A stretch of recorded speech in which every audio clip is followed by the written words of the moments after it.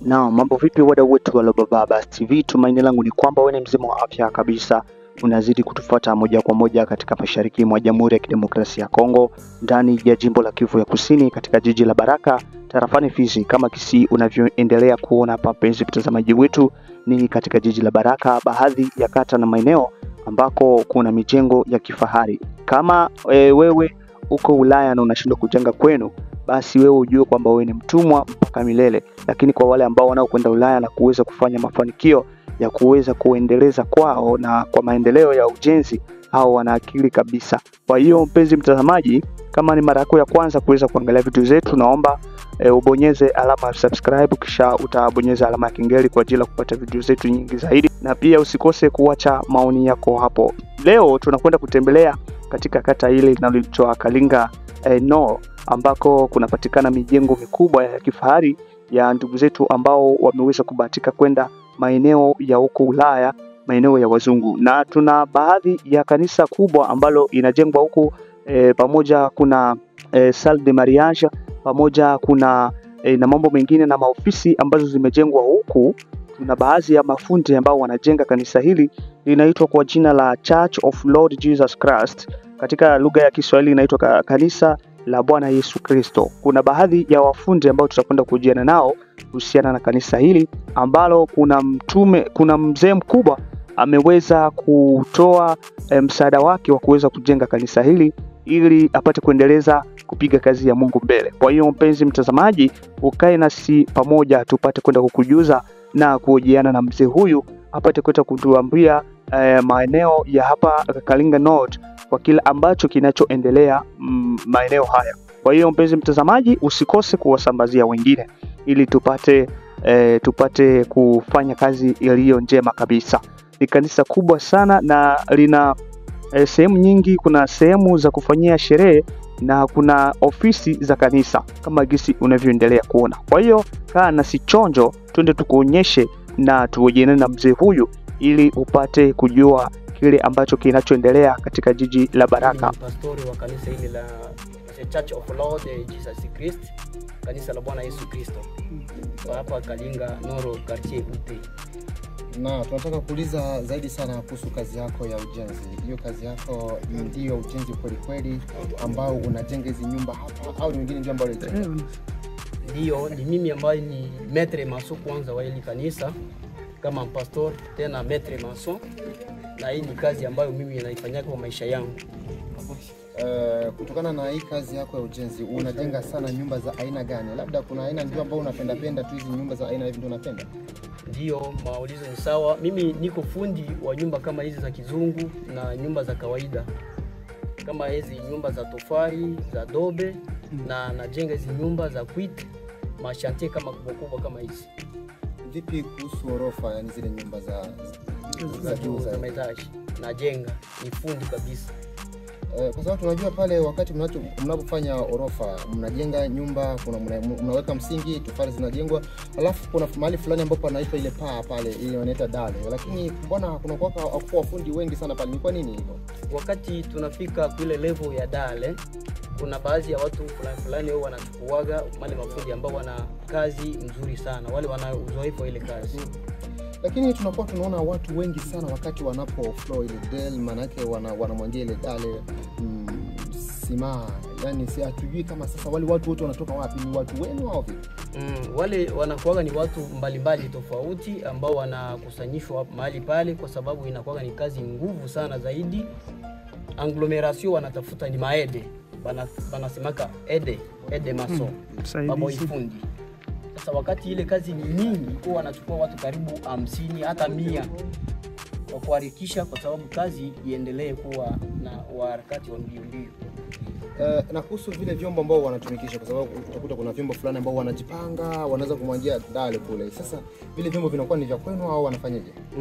Kuna baadhi ya wamoja wanaleta vyombo vyao nyumbani, kama dumu wanaikata mara pili, na vingine chantier inakutaniwa, wanaichukua pale, wananunua, wanakata zile bido mara pili.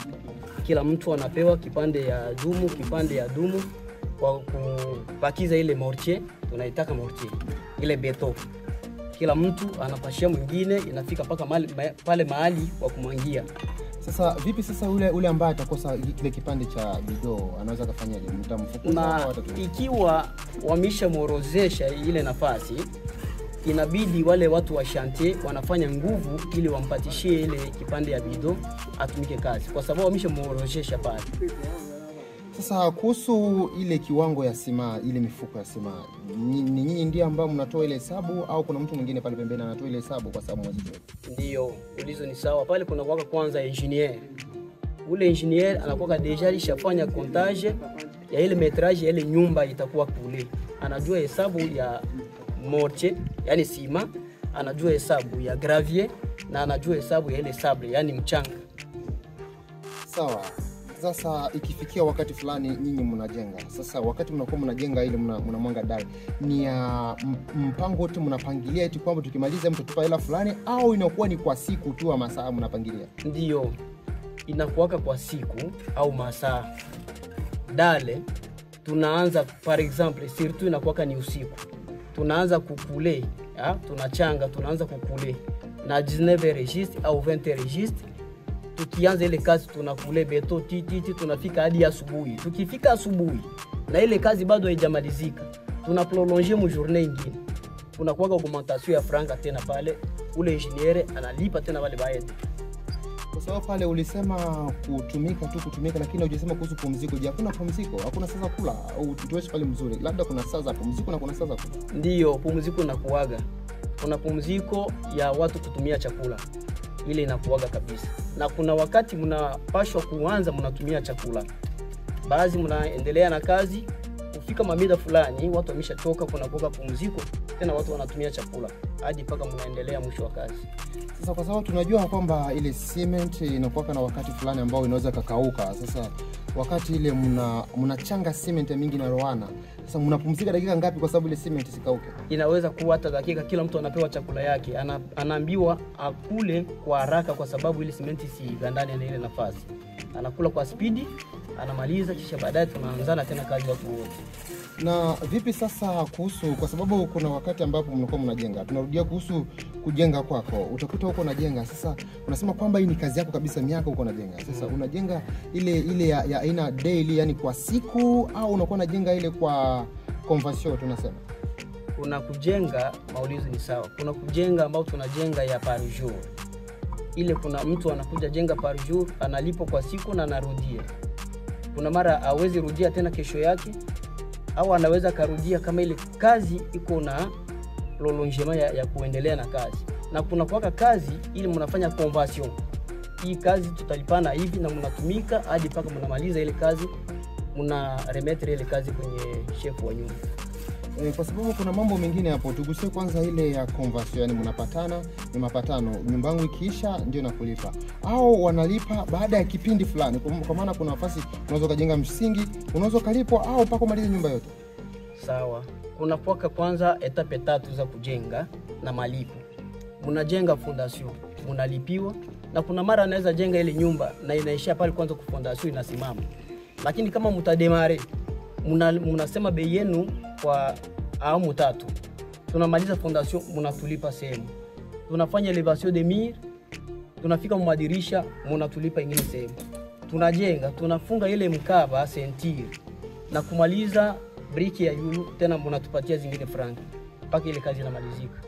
Sasa vipi sasa ikiwa wakati fulani unakuwa uko unajenga ile msingi inamalizika, wakati msingi inamalizika mlipatana kweli nyumba yote mpaka mmalize, lakini mkasema kwamba tukimaliza au msingi tunalipa, lakini nyinyi ndio mtakaojenga nyumba yote. Kunafika mahali fulani kwamba mwenye nyumba anaanza kuwakwepa, hapendi mjenge tena, lakini mshapatana nyumba yote mpaka mmalize. Sasa itakuwaje sasa wakati mshapatana nyumba yote mmalize, lakini kwenye msingi anaanza kuwakwepa, akitia mtu mwingine, mnakuwa na maamuzi gani? Sawa, ile ni kweli. Ile maamuzi inakuaga kwa ajili ya sisi mafundi. Wewe patro, ukitukamata en charge, tunapatana nyumba, tutajenga fondation na elevation de mur tutaijenga, tunasema bei en gros. Tukishamaliza ile etape ya fondation, kisha baadaye ile wakati kazi unataka kuanza elevation de mur, tena unageuka na zile franga zetu unatupatia kwanza sehemu hayafikiria hata kwa ile ni awamu ya fondation. Tutakufunga, tutaenda na wewe kusherehe yetu ya kazi, inakuwa kama biro yetu iko. yani huyo mtu bana wanamhukumu kabisa. Ndio. Sasa na vipi wakati mnakuwa mko mnatumia, kwa sababu pale mnakuwa mko mnajenga, wakati mnajenga inajikuta kwamba pesa zinamwishia bosi. Wakati pesa zinamwishia, nyinyi mna haja ya hela zenu, kwa sababu labda mlikuwa mnapangilia miezi 2, 3 mmalize. Ile miezi inafika, sasa bosi hajawalipa zile hela zenu. Na wakati bosi hajawalipa zile hela zenu na pesa zinamwishia yeye za kununua vingine vitu vya kujenga, mnakuwa mnafanya nini? Hiyo ni shida ambayo changamoto tunakuwa nayo sisi mafundi. Hiyo ni changamoto kubwa kwa sababu inatufikia kila mara. Wakati tunajenga na anatupatia sehemu, na wakati kama tunaendelea na kazi tena anasema kazi inasimama. Na kama kazi inasimama na pesa hakuna, huwa tunaelewa, lakini hatukuwagi tunaridhika ndani ya moyo. Tunavumilia kwa hali kama hiyo tu. Ameshatuambia pesa hakuna, hatutamshurutisha tumfunge, lakini tutazidi kumudai pesa zetu. Lakini atasema kama pesa ziko. Na kweli ile kazi huwa tunasimama hadi paka vile mwisho. Na vipi sasa unapokuwa uko unajenga, turudi ile ngambo ya kusema kwamba kwa siku, yani daily unajenga kwa siku unamaliza, inakuwa ya masaa ngapi ili useme kwamba hivi nimejenga kwa siku dale? Yani maki, yani kwa siku tunakuwa tunajenga, yani tukijenga kulipwa journalier, yani journalier wanasema wewe tunalipa $5. Sasa wanapofanya ile journalier, kwa sababu mtu anakuja atumike. Sasa kuna mtu mwingine anaweza kuja saa 4, saa 7 anaenda. Sasa ili jua kwamba hii ni siku mzima, ametumika siku mzima, inakuwa ni masaa ngapi? Kuna masaa kama tunaanza kazi ya journalier, inakuwa tunaanza na 8h kazi tunaanza kazi kama fundi 8h. Mwisho kabisa 16h. Mwisho 16h. Yani mnaanza na 8h mpaka mnamaliza na 16h. Ile ni kanuni kabisa ya normalement ya nani ya kazi. Sasa ikiwa mko mnatumika ile, mnachukua saki ngapi za cement ili juu kwamba hizi ndio tutatumika? Kuna mawamu fulani huwa maengineer wanachukua kwenye kazi. Watasema kuna mara fundi ajenge saki moja. Ukimaliza ile saki moja na ni saa 7 unaisha, kwa sababu ni mapatano. Akisema tena kuongezee, yani pale atakuongezea na pesa. Hii ninakwambia ni uhakika wa kazi, kwa sababu ni yeye engineer anakuambia tutajenga kila fundi saki hii moja. Ni pale unamaliza na basi unaisha. Najua kwamba siku zote haikuwaki Jumapili. Sasa utakuza siku fulani unakuwa uko unajenga. Wakati uko unajenga mnakuwa na wale wengine mnaita aide wa kusaidia kazi. Wakati unatumika unakuwa tumika na uzembe. Inafika mpaka saa 10 ile 16 inapita ile cement ambayo mlichanga haijaisha. Mnafanyaje na wakati usiku umeingia? Okay, inabidi mpaka umalize ile kazi. Na kama haikuisha, nakwambia ni siri ya ufundi. Kama ile simenti haikuisha na ni nyingi sana pale, yawezekana tunaacha ile simenti tunachanga na nyingine mchanga, unakuja kumalizia tunaita kiporo. Kweli. Na kuhusu mambo mengine ambao ulisema hapo pale kuhusu simenti, ambapo inapobakia mnachanga na mchanga, sababu asubuhi mnakuja kutumika, mnaita ile kitu inaitwa kwamba kiporo. Sasa unafika mahali fulani ambapo bosi anakuwa anawapatia mifuko fulani ya simenti kusema kwamba hii ndio ambayo mtatumika katika ule wakati. Sasa inajikuta kwamba ile mifuko ya simenti ambayo aliwapatia inakuja kuwa ya kidogo, yani haiendelee ile nyumba tena kuimaliza. Hii inakuwa ni tatizo yako wewe, unasema kama metre mason au itakuwa ni ya nani sasa? Okay, ulizo hiyo ni sawa. Wakati kama mnapewa ile simenti na mnaanza kuijenga na ile simenti inamalizika na ile kazi haijamalizika, unauliza ni kwa sababu ya nyinyi sisi wafundi au ni patron? Inakuwa ni kosa ya patron. Ilikuwa ndio hivi sina kuaga. Kweli kabisa. Ili tumalizie sasa, unaweza kutuambia labda kuna hiyo ndio changamoto ambayo mnapata au kuna zingine changamoto ambazo mnakuwa mnapata katika kazi ya ufundi? Changamoto ni nyingi. Kuna changamoto unakuta watu wa serikali wanakuja kutuomba vibali.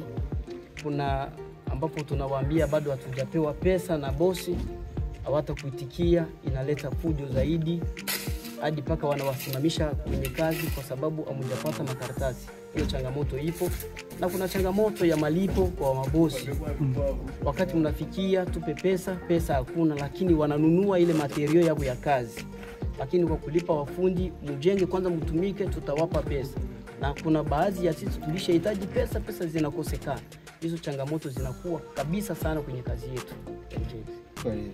Asante sana, najua kwamba tunataka kufika tamati ya habari yetu ya leo ambao tunakuwa tunakuoja hapa kama vile fundi mkuu, na unaweza ukatuambia, kwa sababu tunao kama umetaja changamoto fulani, na ina maana kwamba wewe uko na miaka mingi kabisa katika kazi. Unaweza ukatuambia wewe una miaka ngapi kabisa katika kazi yako? Miaka ya kazi nilianza mu 2009, nikaanza kazi ya ujenzi. Yani tunaopiga hesabu kuanzia 2009 mpaka hivi unaweza kuwa miaka 10 na yani 16 hivi. Okay, asante sana. Unaweza kuambia nini kuhusu habari fulani ya watazamaji na wale wa bosi ambao wanatumikisha kutokana na zile changamoto, unaweza kusema nini? Naweza kusema kwamba kwanza kwa sisi mafundi, hii kazi ambayo tulichukua ni kazi nzuri na ni kazi ambayo inasaidia watu katika maisha.